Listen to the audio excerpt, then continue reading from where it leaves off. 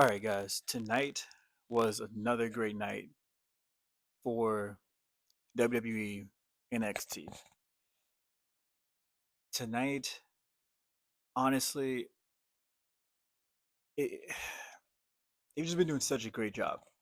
Like just straight across the board, NXT has been doing an amazing job. I'm not even gonna like.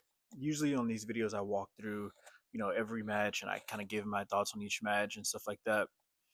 I don't think I'm gonna do that the same this time because just how good they've been. Um, Honestly, and maybe I will a little bit, but kind of starting out the gates with the Tony D'Angelo family and all that stuff. That is easily the best story in all of WWE right now. Every single week, the D'Angelo family gets on TV and they continue to surprise me. It's almost like this story has just been going on and going on and going on, and it's great. It feels like I'm watching a TV show. It doesn't feel like I'm watching wrestling every single week. Like they don't even have to fight, and I'm still interested in the story. And coming out tonight, you had Tony D'Angelo, and they're showing how paranoid he is, which is awesome. And they're showing backstory, and they're talking about stuff that Luca getting dragged in the desert in the trunk or whatever, and Stacks letting him out, and all this stuff. Um, I just think it's great. I think they're doing an amazing job. I think that they're doing a great job telling the story. I'm hoping that Luca is a good guy and he actually didn't turn on Tony, but I'm excited to see what happens.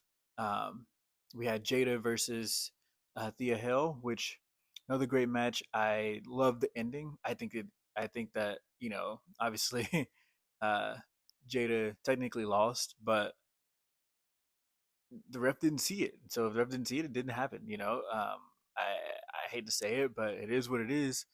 I love the ending. It was unpredictable. It wasn't what any of us thought was going to happen, and I think that's what you need. Another thing that I loved about tonight and just NXT in general is all the backstage conversations and segments and promos, and they do such a good job of just sticking to stories and not making it feel like we're just setting everything up for the next PLE.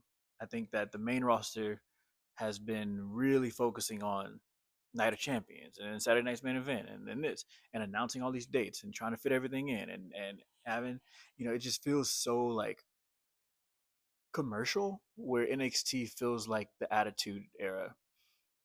And I think that's what I appreciate, and I think that's what makes it so cool. Like you don't see a bunch of sponsorships, you don't see all the it doesn't feel so corporate.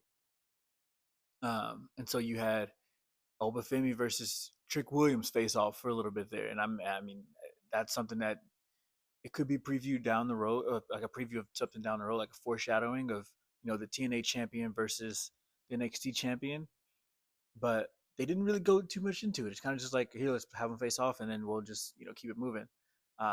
You had Javon and you had Jasper Troy, and I thought that was something that could be a really big deal.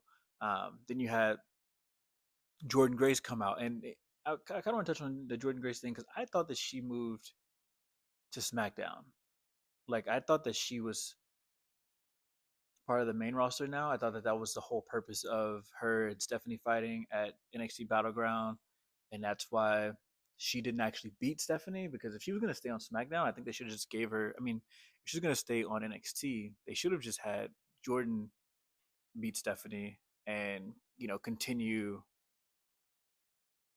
the story with Jordan as champion and not had given it to JC. But I guess there's things behind the scene that we don't know, like Mariah May coming over as Blake Monroe, and then all that stuff. And so I can kind of understand it. I would rather see JC Jane versus Blake Monroe versus see Jordan Grace versus Blake Monroe. Um, and so I get it. There's stuff that we couldn't see in the future. You know what I mean? Um, and so it is what it is. We I'm trying to think about the other matches that there even was tonight. There was a few other ones that were really good. Um, there was Zarya versus Izzy, which I thought was also again great storytelling. There's Tatum Paxley trying to figure out where she fits in, what she's gonna do. She got Sol Ruka and Zarya, or she has Izzy and that whole thing, and she could fit into these other groups and this and that. And just seeing even the backstage segment of Soruka and Zarya walking around talking about their Instagram comments and stuff like that, and then Tatum gets out of the equipment box, like what is she doing? I thought it was just really cool to kind of see the personality of the characters. They do NXT does such a good job of showing character development, and I think that's something that the WWE as a whole is missing outside of the NXT. Um, and so obviously, if you guys watch NXT tonight, Tatum jumps out of the crowd and essentially hugs Soul, and Soul's kind of freaked out, like, "What are you doing?" And calls Zarya the match, um, which again, it, it's not really about the wrestling itself. Although NXT does a great job at the wrestling, it feels like it feels more for the story, and that's what I appreciate.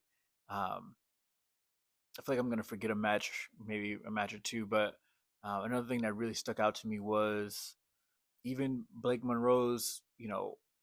Obviously tonight was a lot about her, but even Blake Monroe being introduced for the first time and like actually out there, like playing her music, having her come out, having her talk.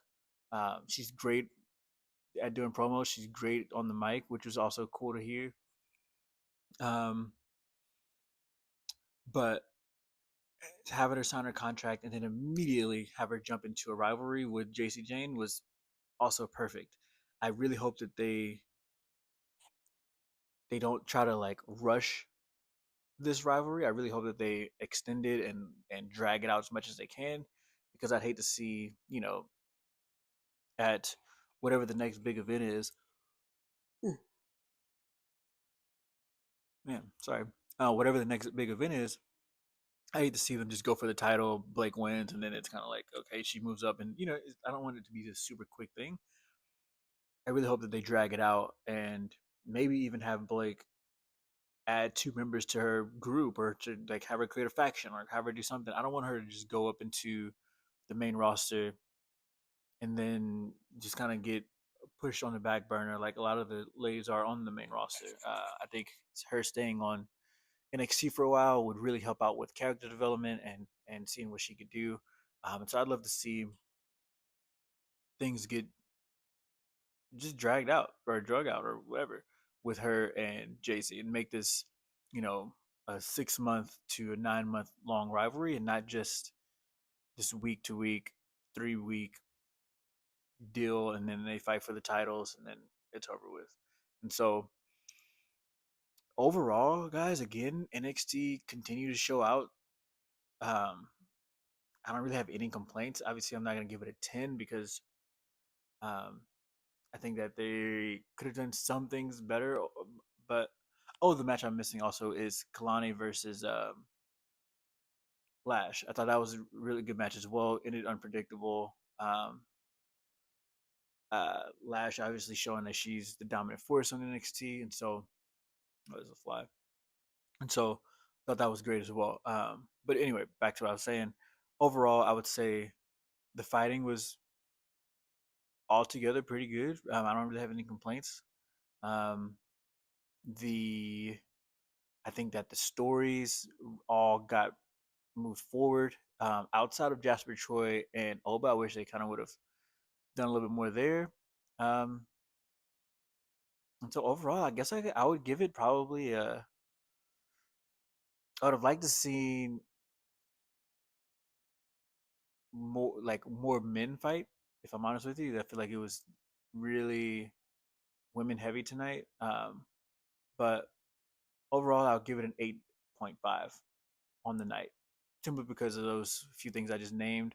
There's a few little errors here and there in some of the matches, but overall, it was great. I have no complaints about it. I think that They all did a great job.